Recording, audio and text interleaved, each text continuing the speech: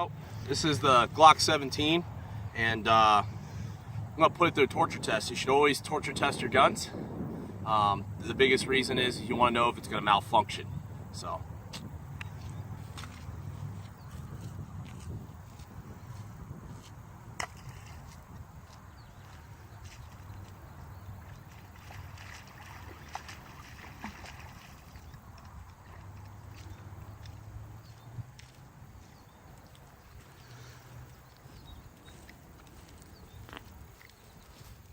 Yeah, it's got some muck on it.